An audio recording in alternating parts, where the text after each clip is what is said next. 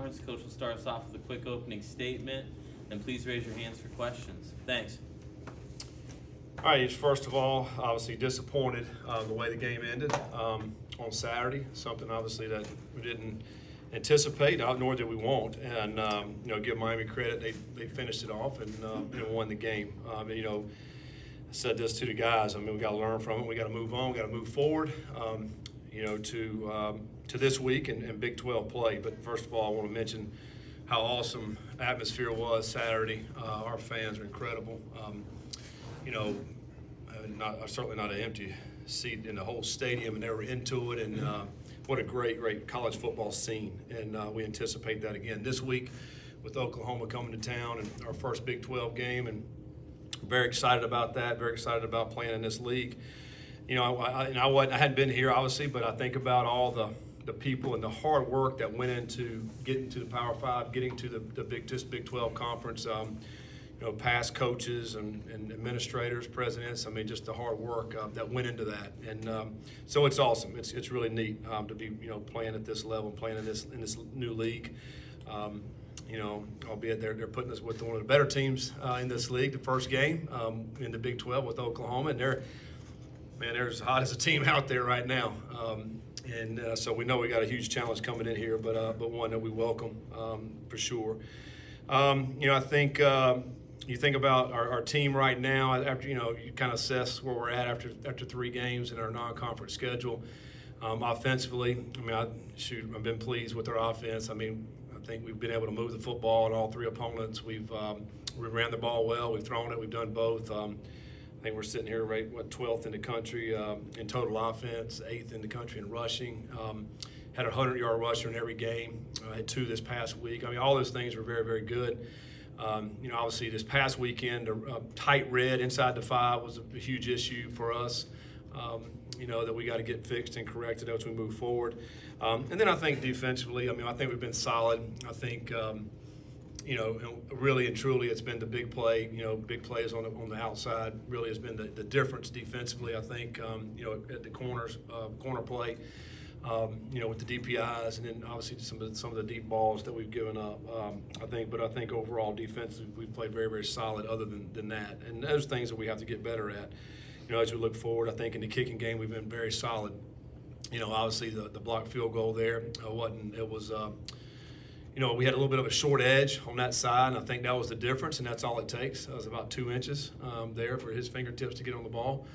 He had a great jump off of that, but if we're appropriate in our splits, then he doesn't get there. And obviously that was a huge play because, we had the fake punt, and you get that, and and you go down and you melt the clock down. Everything's working like you want it, and to kick the field goal and we win the game, and we're all sitting here a little bit different. But it didn't happen, and we have to learn from that and get better. As we look at Oklahoma.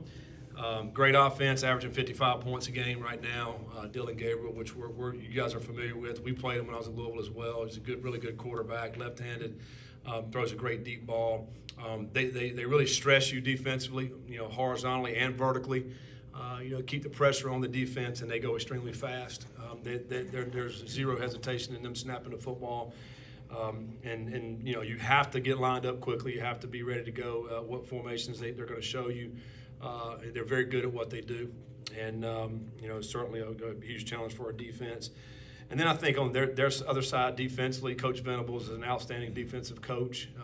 We faced him at Clemson many times, and he did an unbelievable job there, and such a good job. He gets the head job at Oklahoma, and I think this year their defense is playing very, very well, and they've held these opponents they've played.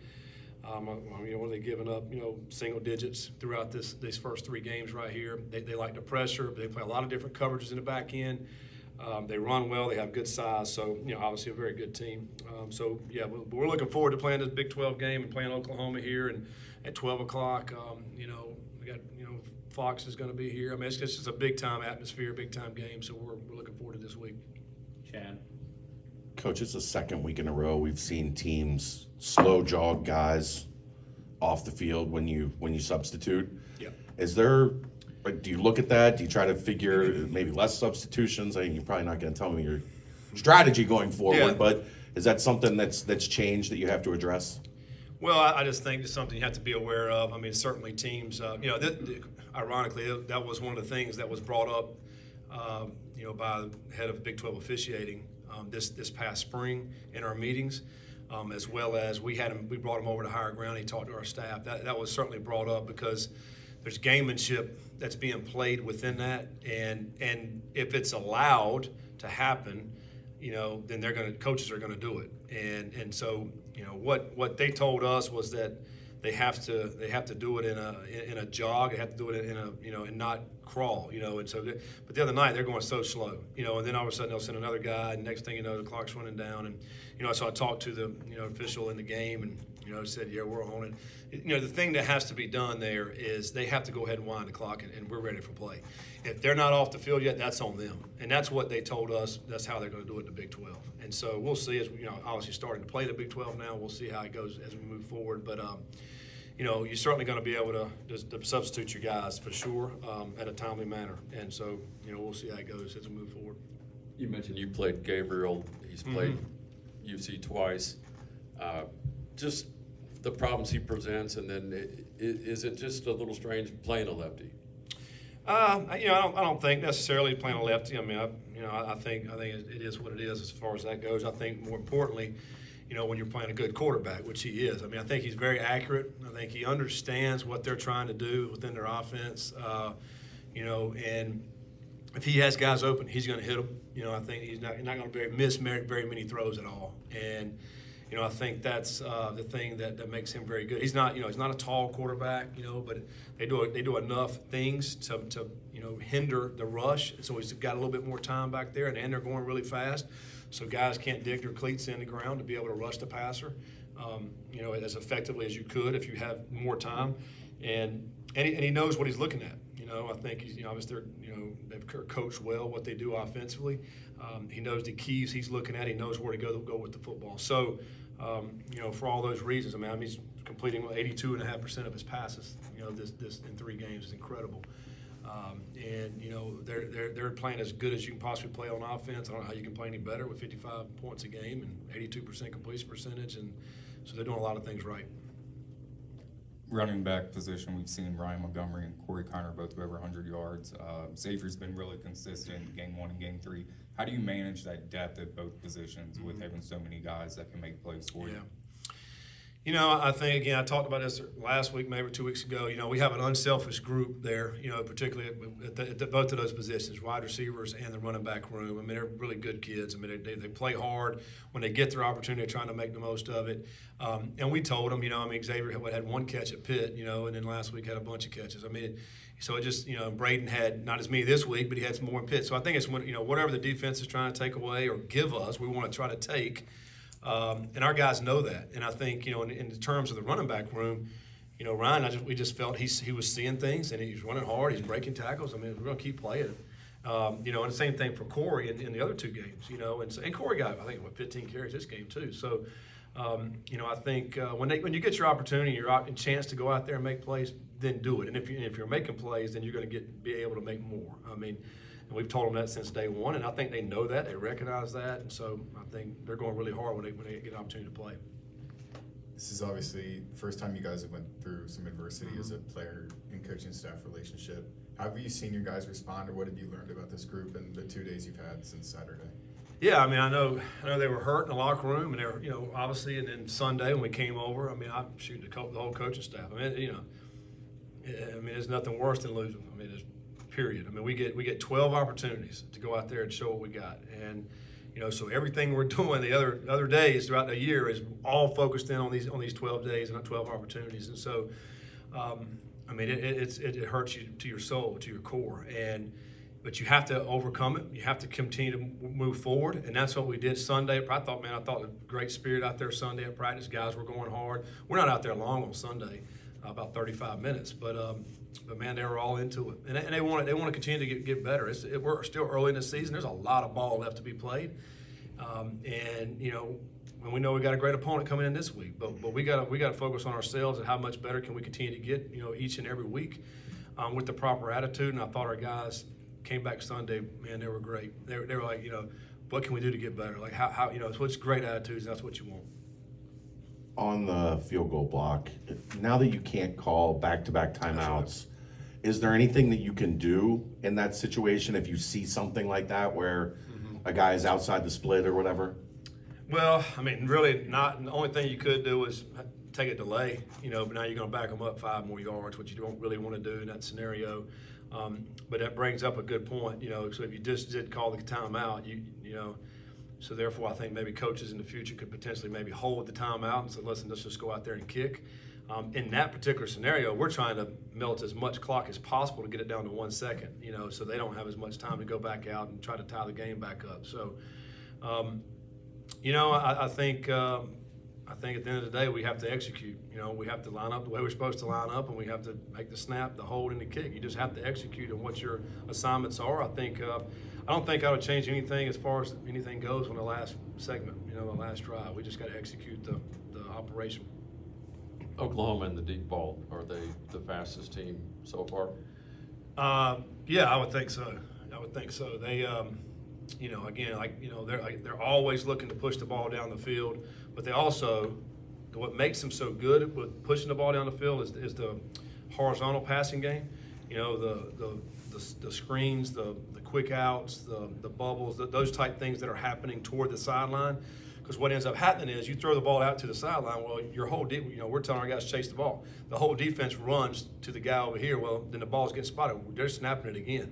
So if you just ran all the way to this sideline, you got to get lined back up, and they may be trying to push the ball 40 yards down the field. You got to turn and run again. So therefore, that's what makes them so good, because of the tempo and the speed that they go at.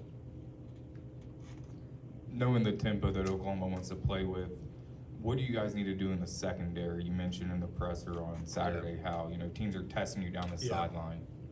Yeah, I mean, we got to do some things. I mean, number one, I think as individuals, we got to continue to work on our techniques of how we're trying to defend, and you have to mix that up with your technique. Meaning, I can't just walk up and press every time. I mean, I have to play a bail technique where I'm playing off a little bit. Because if you're up, up and now it's a lot easier for that guy just to run right by you.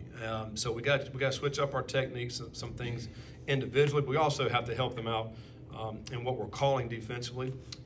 Having safeties overlap, having them over the top, and some things like that, and continue to mix those things up, and not playing the same thing. And I think at practice we got to be able to do different things technique wise with our corners and our safeties that hopefully will continue to help them.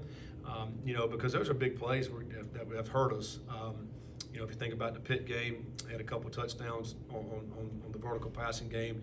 Obviously, this past week, they hit the first play. They had, we had a great punt on a -10, and they throw a fade down our sideline. We get a defensive pass interference call. They call the same play and catch the fade on us. A couple plays later in that drive, DPI on this side, and then they throw a fade for a touchdown. So, I mean, that was one drive. So we got to be able to mix things up, as coaches, to be able to help those guys out as well.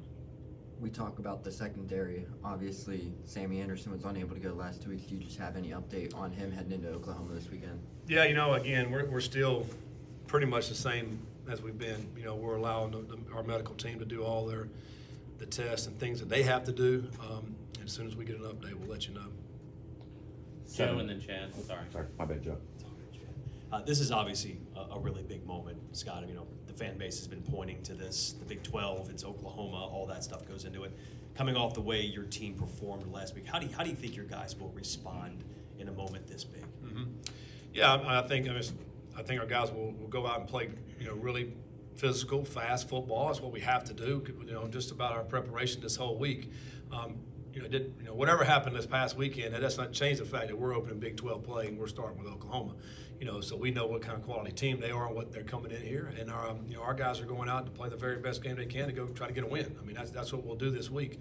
I think it just so happens to be one of the better teams in the Big 12, but yeah, it's a huge moment. It's going to be awesome for our fans, for our student athletes, for all of us. To be able to be the first game in the Big 12, right here in Nippert. I mean, that's a tremendous honor and a privilege for our guys. So, I mean, they'll have great preparation this week, and we'll go out and play a great game. You had 17 snaps from the 10-yard line and only managed to get 1 touchdown. When you went back and looked at the tape, Did you feel it was execution, schematic? Like, is there any one thing you could pick out, or was it a culmination of a bunch of stuff? You counted 17. 17. Okay. Thorough. Chad. I think it was a culmination of a lot of things. I think number one, I want to give credit to what they did in that particularly tight red. I mean, I thought we moved the ball once we got inside the 20, but I think it was more once we got down inside the 5. They had a great plan for our quarterback run game. And when you get down into tight red, somebody is going to have to beat somebody else, right? Because they got everybody's there. It's basically one-on-one. And there were several times where running backs and quarterbacks had one-on-one with their guy, and they got us down. At some point we got to try to win those and get to the end zone. I also think we as coaches could have done a better job in doing some different formations, some different things down there inside the 5 to help our guys out, to create a little bit more space for our guys to be able to get in the end zone. And then we just got to block better. I mean, I just think it was a culmination of a lot of different things. And obviously, if things don't work, you go back. We shouldn't have done that. We should have done this, right? It's really easy to do. But there certainly were things that as coaches we could have done a lot better, and put our kids in better position to make plays. Charlie, then Scott. As other teams look at UC for the first time in conference play, surely they'll see a quarterback who thinks he can be one of the best in conference right away. Knowing that you have a signal caller with that level of confidence, how can that really push this team higher than folks expect, Scott? Mm-hmm. Yeah, I mean, I think, I mentioned this maybe the first week. I don't care what level it is, rec league, high school, college, pro, you got to have a trigger man. If you got a quarterback and it gives you a chance, to make plays. And so, Emory, I thought he played really well. He had 91 snaps the other night, and, he'd like to have 4 or 5 of those back, obviously, but I think he's playing, he gives you a chance, and now everybody else surrounding him's got to play good. Up front, we got to play good. Obviously, we got to be able to run the football. That'll help the quarterback play. And then those guys out wide have to be able to make plays once they catch the football. And then in order to win football games, you have to be very good on defense. And particularly in this league, there's a lot of teams that can score points. So you got to be very good on defense. But what it does, it gives the team confidence to know we got a guy that we feel really good about. That can go win us some games here at the quarterback position. I like Emory, man. He's humble. He's poised. Again, he doesn't get rattled. He's easy to talk to. I love having a quarterback when they come off the field. Hey, what'd you see? And he's easy to talk to. He's like, I saw this, and which is great. Because now you get good conversation to where we can get to stuff that will work. Next time we go back out. So he's just got to continue to play at this level. It's probably a feeling among the fans that, oh my, it's Oklahoma. But Emory played against Oklahoma in the Cotton Bowl. Xavier played in that same game. At what point does everyone or does the team just say, well, this is the norm, this is the Big 12? Yeah. I think we're there. I think I look at the Pitt game. You go into a hostile environment, you're playing Pitt, and a team that's got a lot of pride and plays very hard. And our guys didn't bat an eye. They go out there and they play their butts off. So you don't look at that. To me, you don't look at the jersey and say, oh, it's a team like Oklahoma, with tons of history and all this and that. Yeah, we respect them, but we still want to go out and win. We still want to go out and play our best football. And that's how you approach it. You approach it with your training. How good can we prepare this week to go out and play great? And then you go out on the field, then we expect our guys to make plays. We expect them to do the things that they've been showing they've done in practice. So, we got to go out there and play our best ball and hope we can go out and get a win. Keegan and Chad. Juwan told us after the game that he takes 24 hours, lets the loss process, and then kind of moves on. How have you in your career, what's the best way to kind of move on from a loss? Are you doing the same thing? Are you just burying the tape kind of thing and moving on? No, I have the same routine. What we do, when we come in on Sundays, Mondays too. The routine stays the same, win or loss. It stays the same the whole time. You just keep putting one foot in front of the other. Now you don't feel as good, and it hurts, but the sun came up Sunday morning. I got to go. I got to get ready to go to work, and we got to, figure out what we didn't do as good in this game, and then we got to get a great plan as we move forward, whoever our opponent's going to be. So it's that same way. You don't change anything. You can't panic. When things like when adversity strikes. you continue to do your same routine. You know, it's a process that you do and you go through, and you stick to it. That's how you get through the bad times. Chad and Ryan. It looked like to the untrained eye, the middle of the line had been really good in the first 2 games. Miami seemed to give them some issues in there. Was it anything specific that they did that you could tell on tape, or maybe just an off day a little bit for those guys? No, I mean, I think what they do coming in, Miami's more they're heavy techniques, meaning they're head up to on your line, and they're really trying to penetrate and blow those guys up, so where they can't get up to the linebackers. I think it's just their scheme of how they do it, which maybe looked a little different compared to the other 2 teams that we played. I still think we were very effective moving the football, and we ran for 200 and some yards and threw for whatever 250. So. Again, it was the whole field until we got inside the 5. That was the issue. So, I still think if you go back and watch our film with our offensive line, they played hard. I mean, they're pinning guys. They're doing some really good things up front. And I was proud of those guys. I mean, those 5 guys played the whole game. It was a lot of snaps, 91 snaps, and the most time on the field for our offense that we've had all year. Really, all camp too. I mean, that's the most exertion that they put out throughout the whole time we've been here. Against Miami, it kind of seemed like the defensive line was pressing up the field too much and losing contain. What do you guys need to do in this game, knowing that Dylan Gabriel can run as well? Yeah. Well, yeah, I mean, that's going to be the case moving forward. Anybody we're playing with the quarterback just can move a little bit. But, yeah, it's a fine line there, right? Because you want to get penetration, you want to get to the quarterback, but we can't get past the quarterback. And I think that's what was happening in the game the other night. We're running our stunts up front, and we're getting to the quarterback, but then we're moving past him. And obviously he's stepping up, and then now you got some clear lanes. Once you get to the level of quarterback, you got to converge in. And that's one thing that we'll certainly work on again this week. To be able to have guys, converge on the quarterback and not run past the quarterback. There's a big difference there, with our defensive line. And a couple of times we get stacked on each other, meaning, and not in your lanes you're supposed to be in. We got 2 in the same lane. When you're doing that, obviously there's more gaps open free for the quarterback. So we got to do a much better job with that, and we'll continue to work on that. As a former quarterback and offensive-minded coach, how much sleep have you lost looking at those numbers? Almost 600 yards offense, and the way statistically that you controlled the game but didn't control the score.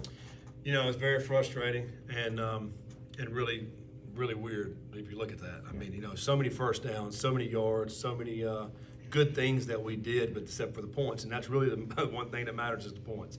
And that many times in the red zone. I mean, it's really.